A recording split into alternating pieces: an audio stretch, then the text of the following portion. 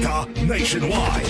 Brigada Balita. Mga palpak na kontraktor sa flood control projects, pinaba-blacklist na ho ni Pangulong Marcos.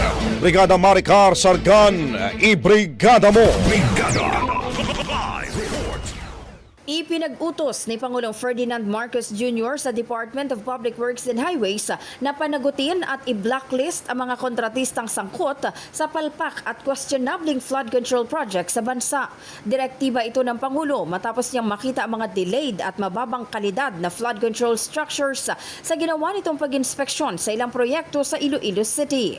Ayon kay Palace Press Officer Claire Castro, binibigyang diin ng Pangulo na hindi sapat na tapos lang sa papel ang flood control projects o kung maitayuman, sira din agad at walang silbi. Hindi raw dapat mababa ang kalidad ng mga proyektong para sa taong bayan.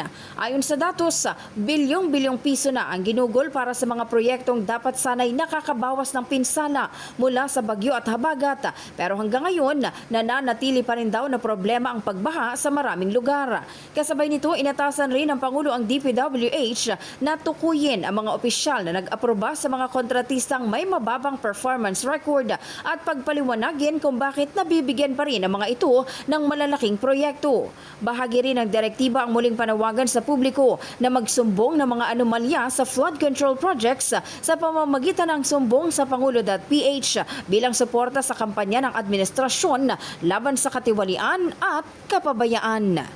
Dagdag pa ng Pangulo, simula pa lamang ito sa pag-uusig ng pamahalaan sa mga kontratista sa likod ng mga flood control projects na ito.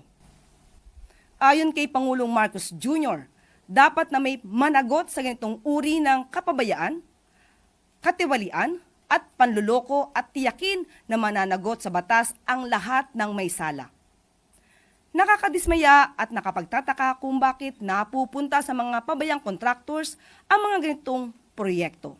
In the heart of changing lives, ako si Brigada Maricar Sargan ng 105.1 Brigada News FM Manila, The Music and News Authority.